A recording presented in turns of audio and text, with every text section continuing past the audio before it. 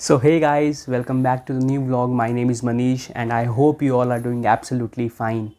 तो आज की वीडियो में हम बात करने वाले हैं TCS की हायरार्की के ऊपर।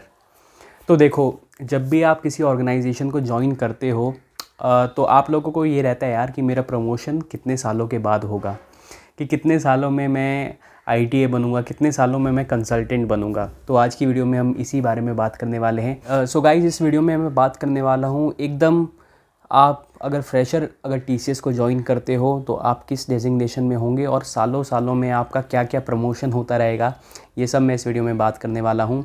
तो देखो, जब भी आप TCS को ज्वाइन करते हो as a fresher right after your college, तो आपकी जो डेजिग्नेशन होती है वो होती है असिस्टेंट सिस्टम इंजीनियर ट्रेनी। ठीक है, तो ASC आप लोगों ने सुना होगा। जो टी होता है वो ट्रेनी होता है। तो इसमें क्या होता है, ये डेजिग्नेशन आपकी 1 साल के लिए रहती है। तो इस बीच आप TCS को ज्वाइन करते हो, आप एक ILP प्रोग्राम जो है आप उसको पास करते हो। बहुत सारे लोग फ़ेल भी करते हैं, और अगर फ़ेल करते हैं तो डरने की बात नहीं है, क्योंकि एक लैब का कॉन्सेप्ट होता है जिसमें आपको इम्प्रूवमेंट के 3 चांसेस मिलते हैं। तो आप लोग घबराने की ज़रूरत नहीं है कि अगर आप एक बार फ़ेल हो गए तो आपको निकाल देंगे कंपनी से। तो इसके बाद आप लोगों को एक बेस लोकेशन मिलती है, और बेस लोकेशन में आप ज्वाइन करते हो अपने प्रोजेक्ट्स को, जो कि आपको RMG एलोकेट करके देते हैं। और 1 साल तक आप उस प्रोजेक्ट में एक असिस्टेंट सिस्टम इंजीनियर ट्रेनिंग की तरह काम करते हो। ठीक है, 1 साल हो गया, आपको थोड़ा ऑर्गेनाइजेशन का समझ आने लगी कि ऑर्गेनाइजेशन कैसे काम करती है, तो आपका एक प्रमोशन भी होता है। ठीक है, और प्रमोशन होके आपके डेजिग्नेशन से वो T हट जाता है और आप ASE बन जाते हो।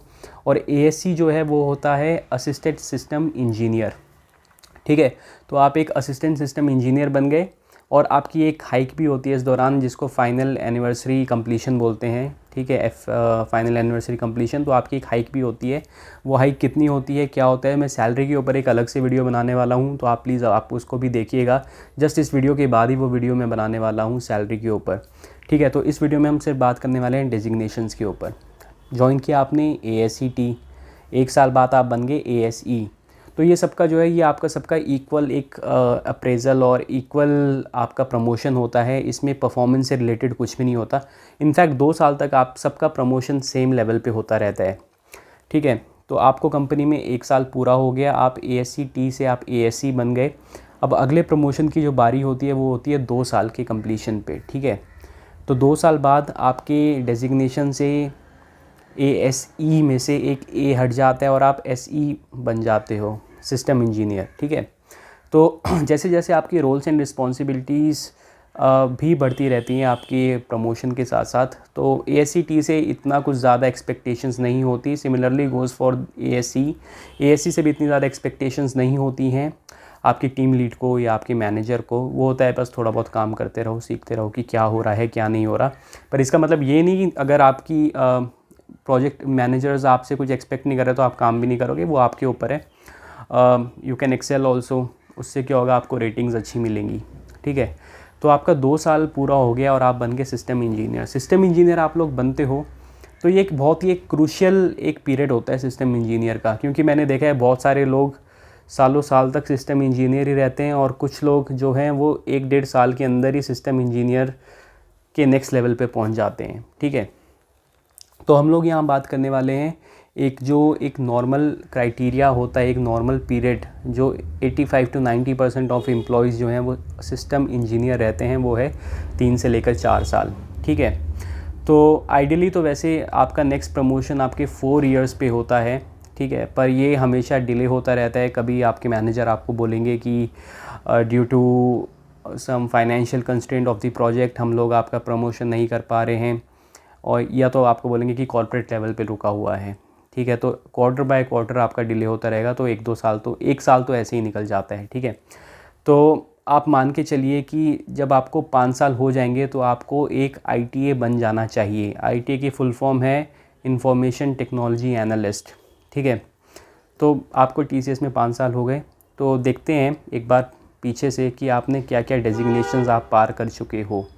ठीक है, तो सबसे पहले आप बने असिस्टेंट सिस्टम इंजीनियर ट्रेनी, उसके बाद आप बने असिस्टेंट सिस्टम इंजीनियर, उसके बाद बने आप सिस्टम इंजीनियर, उसके बाद बने आप ITA। ठीक है, आईटीआई बनना ही अपने आप में एक बहुत बड़ी बात होती है, क्योंकि मैंने देखा है बहुत सारे लोग आईटीआई बनने से पहले ही स्विच मार जाते हैं, या तो कुछ लोग जो हैं वो 7 साल में भी आईटीआई बनते हैं। मेरा एक दोस्त है, वो टीसीएस पुणे में काम कर रहा है और उसको 6.5 साल तक उसके मैनेजर ने उसको आईटीआई नहीं बनाया, ठीक है। और ऐसा नहीं कि वो नया नया उस प्रोजेक्ट में आया था, वो as assistant system engineer trainee उस प्रोजेक्ट में काम कर रहा था, तब यार ऐसा बिहेवियर होता है। तो आप सोच सकते हो कि आपका प्रमोशन जो है वो नंबर ऑफ़ ईयर्स पे या आपके परफॉर्मेंस पे नहीं रहता, वो डिपेंड करता है आपके मैनेजर के ऊपर भी, ठीक है। चलो आप बन गए आईटी, आप बन गए इंफॉर्मेशन टेक्नोलॉजी एनालिस्ट। उसके बाद क्या? उसके बाद का जो प्रमोशंस होते हैं ना यार, वो मतलब बहुत ही कम होते हैं, होते भी हैं तो आपको बहुत घिसना पड़ता है उसके लिए, ठीक है। तो मैं आपको डेजिग्नेशंस की बात कर लेता हूँ। तो सबसे पहला आता है असिस्टेंट कंसल्टेंट, ठीक है। तो असिस्टेंट कंसल्टेंट क्या होता है? आप आईटीए बने, आईटीए में क्या होता है, आप एक टीम लीड के अंडर काम कर रहे होते हो, आपकी थोड़ी रिस्पॉन्सिबिलिटीज़ बढ़ जाती हैं, क्लाइंट इंटरैक्शन होता है पर इतना ज़्यादा नहीं होता।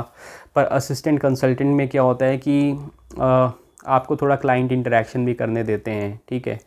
और आपके अंडर एक टीम हो जाती है आपकी, आप एक लार्जर ग्रुप ऑफ पीपल को मैनेज करते हो, और आप कहीं ना कहीं आप प्रोजेक्ट में बिज़नेस लाने के लिए भी थोड़ा बहुत काम करना स्टार्ट कर देते हो।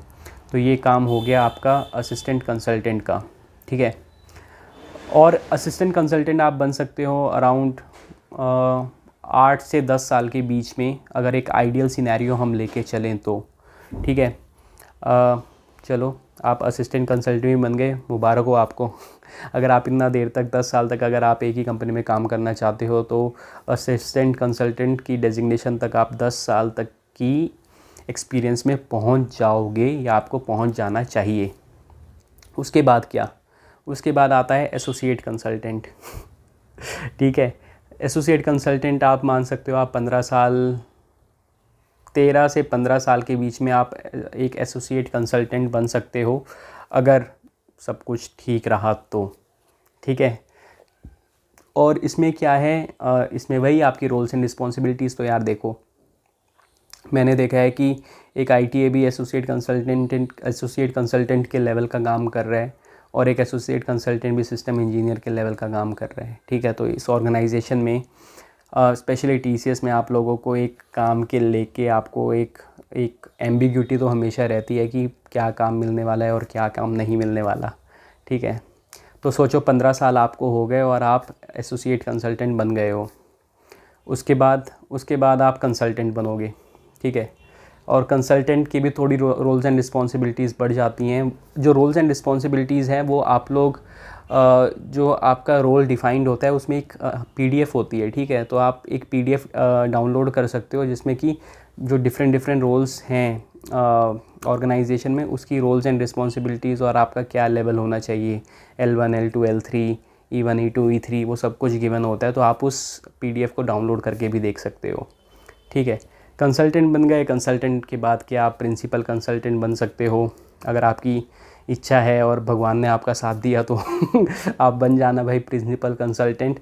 मैंने बहुत ही कम लोगों को देखा है प्रिंसिपल कंसल्टेंट। इनफैक्ट जो मेरे सीनियर्स थे जो 15-15 20-20 साल से जो काम कर रहे हैं, वो अभी तक एसोसिएट कंसल्टेंट के लेवल पे ही पहुंचे हुए थे, और उनकी सैलरी 12-13 के करीब थी, ठीक है। और आपको टीसीएस की सैलरी का पता है, वेरिएबल कंपोनेंट ज़्यादा होता है, तो 12-13 की सैलरी में देवर गेटिंग 70 to 75 80,000 के बीच में उनको मिल रहा था, ठीक है। और हर कोई वो वेरिएबल पे जो हर क्वार्टर में मिलता है उसके लिए तरसता है कि भाई वेरिएबल पे मिल जाए, ताकि कुछ लगे तो सही कि सैलरी आ रही है, ठीक है। तो आपको 20 से 25 साल के बीच में अगर आपको एक ऑर्गेनाइजेशन में हो गए हैं, ठीक है, तो आप मान के चलिए आपने अपनी ज़िंदगी का जो वर्किंग ईयर्स हैं, आपने 85% to 90% आपने वर्किंग ईयर्स तो पूरे कर ही लिए, ठीक है। और आप कहाँ तक पहुँचे हो? आप पहुँचे हो प्रिंसिपल कंसल्टेंट के लेवल तक, ओके। सो प्रिंसिपल कंसल्टेंट के बाद क्या? सो प्रिंसिपल कंसल्टेंट के बाद जो नेक्स्ट डेजिग्नेशन होती है वो होती है एक वाइस प्रेसिडेंट की, ठीक है। और वाइस प्रेसिडेंट जो होते हैं वो बेसिकली जो इनोवेशन वर्क होते हैं जो कि ऑर्गेनाइजेशन में होने चाहिए, ऑर्गेनाइजेशन को कैसे मैनेज करना चाहिए, ओवरऑल टीसीएस को या ओवरऑल उनकी लोकेशन की ऑर्गेनाइजेशंस के जो ऑफिस हैं उनको कैसे मैनेज करना चाहिए, मेनली ये आपके मैनेजमेंट पर्पस के लिए होते हैं। और वाइस प्रेसिडेंट अगर आप लोग बन गए हो तो आप लोगों को बहुत बहुत मुबारक हो। और प्लीज़ अगर कोई है जो कि ऐसा सोच रहा है कि भाई मैं TCS में ज्वाइन किया है, मैं तो वाइस प्रेसिडेंट तक बनूंगा, तो प्लीज़ कमेंट कीजिएगा कि क्या मोटिवेशन आप लोगों को मिल रही है कि आप इतना लंबा एक ऑर्गेनाइजेशन में टिक सकते हो। और वाइस प्रेसिडेंट अगर आप बन गए हो, उसके बाद के लेवल जो होते हैं वो होते हैं आप CTO बन सकते हो, CFO बन सकते हो, और अगर आपकी किस्मत अच्छी रही मिस्टर एन चंद्रशेखर की तरह या मिस्टर गोपीनाथन की तरह, तो आप लोग CEO भी बन सकते हो। ठीक है, तो ये थी आपकी एक हायरार्की TCS में कि आप कैसे ज्वाइन करते हो एक ASET की तरह, और क्या क्या आपको डेजिग्नेशन जो हैं वो आपके करियर में आपको मिलेंगी, कितने सालों में मिलेंगी। ठीक है, तो मोस्टली जो मैंने देखा है, जो भी मैंने बहुत ही ज़्यादा सीनियर एम्प्लॉयज़ भी देखे हैं यार, मतलब 45 to 50 ईयर्स तक की एज के भी मैंने देखे हैं। मैं एक प्रोजेक्ट में था तो उसका मैनेजर ऑलमोस्ट 50 ईयर्स का था, तो वो अभी तक कंसल्टेंट था। ठीक है, और वो ये एक्सपेक्ट कर रहा था कि भाई इस साल उसको प्रिंसिपल कंसल्टेंट का प्रमोशन मिल जाएगा। तो आप सोच लीजिए कि इसमें जो प्रमोशंस हैं वो कितनी धीरे धीरे बढ़ते हैं। ठीक है, क्या आपको करियर चॉइसेस लेनी है ये आपके ऊपर है, हम लोग तो सिर्फ आपको एक बता सकते हैं कि क्या क्या चल रहा है। तो अगर आपको ये वीडियो अच्छी लगी हो तो आप प्लीज़ इस वीडियो को लाइक कीजिएगा, मेरे चैनल को सब्सक्राइब कीजिएगा, और प्लीज़ इस वीडियो को शेयर कीजिएगा। मैं ऐसे ही आपके लिए एक अच्छी वीडियोज़ लाता रहूँगा। Till then keep safe and be happy. Thank you.